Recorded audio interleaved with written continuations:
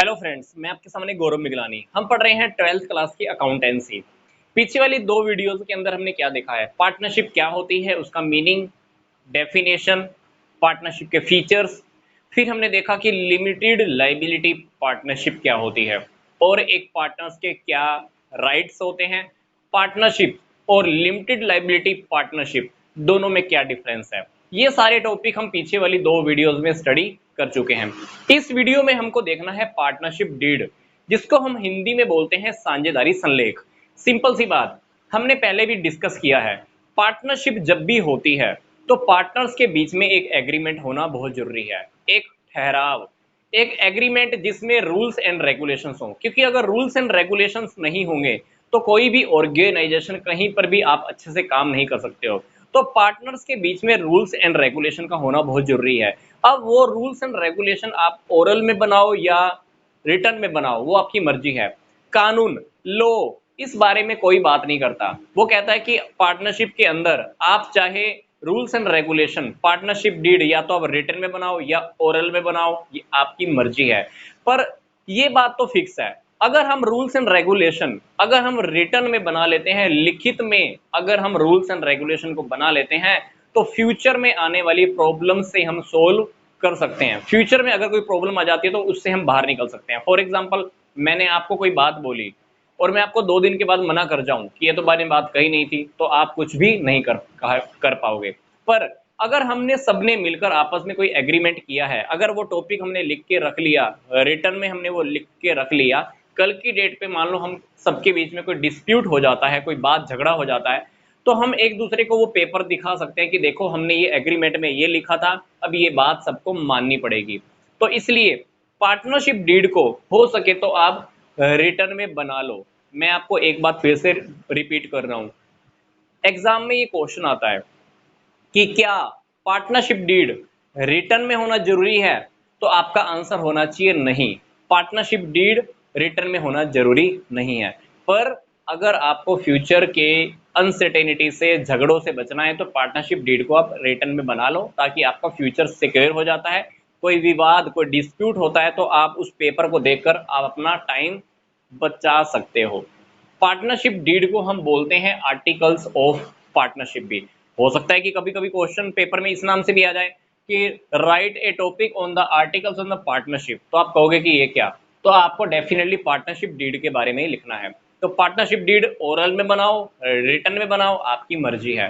पर अगर रिटर्न में बना लोगे तो आपके लिए बहुत अच्छा है।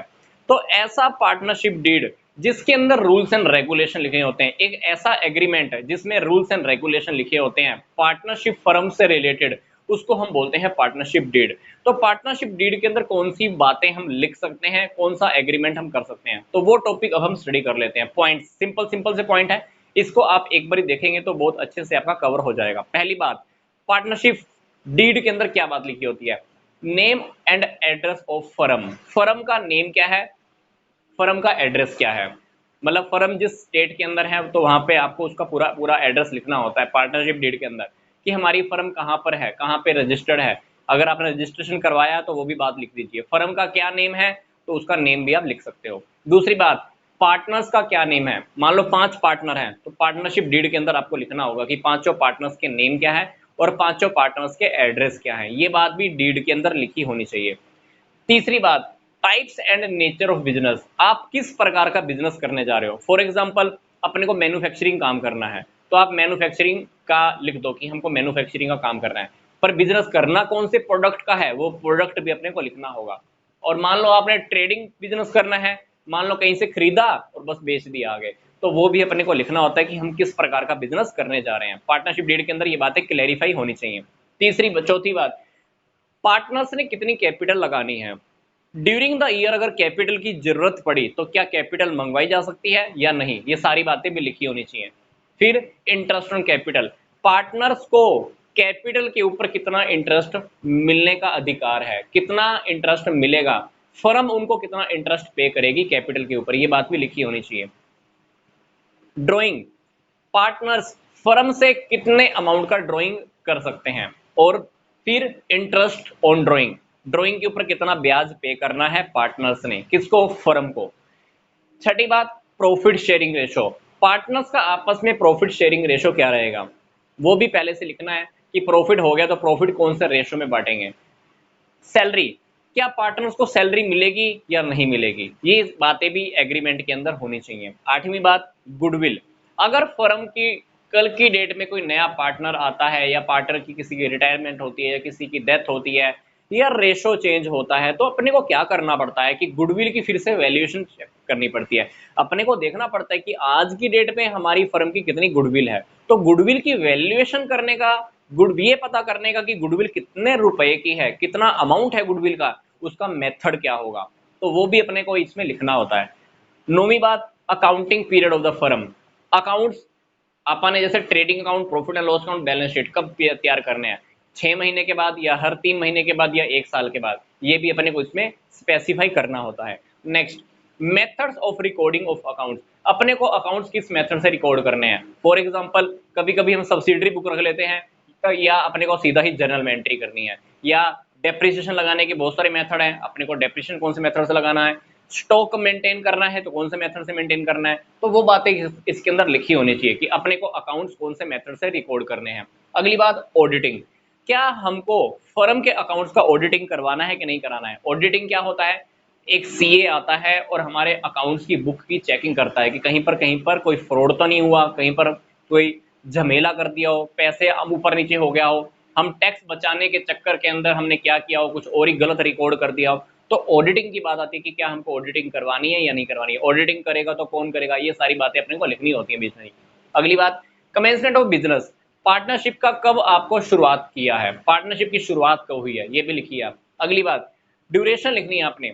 पार्टनरशिप आपने बनाई है तो कितने टाइम पीरियड के लिए बनाई है। आपने बिजनेस जो स्टार्ट किया है पार्टनरशिप का 5 साल के लिए है, 10 साल के लिए है। कभी कभी ऐसा होता है ना कि आपने मान लो एक कंस्ट्रक्शन का काम स्टार्ट किया, मान लो अपन एक फ्लाईओवर बनाना है, उस फ्लाईओवर को बनाने के लिए हमने मान लो 5 साल के लिए एक पार्टनरशिप की, तो हो सकता है कि 5 साल के अंदर ही आपको फ्लाईओवर पूरा करना है और 5 साल के बाद अपनी क्या पार्टनरशिप खत्म हो जाएगी। तो ये बात भी अपने को लिखनी होती है कि पार्टनरशिप की ड्यूरेशन क्या रहेगी, 5 साल के लिए, 7 साल की, या 10 साल के लिए पार्टनरशिप है, वो सारी बातें भी अपने को लिखनी होती है। अगली बात, बैंक अकाउंट। बैंक में अकाउंट किसके नेम से खुलेगा, पार्टनरशिप फर्म के नाम से खुलेगा या पार्टनर्स के नेम से खुलेगा, ये भी अपने को स्पेसिफाई करना होता है। Next, rules. अगर कोई फर्म के अंदर नया पार्टनर आता है तो क्या रूल्स फॉलो होंगे। किसी पार्टनर की रिटायरमेंट होती है या किसी पार्टनर की डेथ हो जाती है, तो हमको कौन से रूल्स एंड रेगुलेशंस फॉलो करने हैं, क्योंकि जब कोई पार्टनर आता है या किसी की डेथ होती है या कोई रिटायर होता है तो काफ़ी सारी बातें, अकाउंट्स को काफ़ी सारा सेटल करना पड़ता है एक बारी, तो वो रूल्स एंड रेगुलेशन भी अपने को देखने होते हैं और वो रूल्स एंड रेगुलेशन अपने को पार्टनरशिप डीड में लिखना है। अगली बात, सेटलमेंट ऑफ डिस्प्यूट। अगर कल की डेट में कोई डिस्प्यूट हो गया, कोई विवाद पैदा हो गया, कोई झगड़ा पैदा हो गया, उस डिस्प्यूट को हम कैसे सेटल करेंगे। क्या बाहर से कोई हम पर्सन लेकर आएंगे या कोर्ट की हेल्प लेंगे या हम किसी किसी वकील की हेल्प लेने वाले हैं, तो ये बातें भी अपने को एग्रीमेंट के में इतना लिखा होना चाहिए।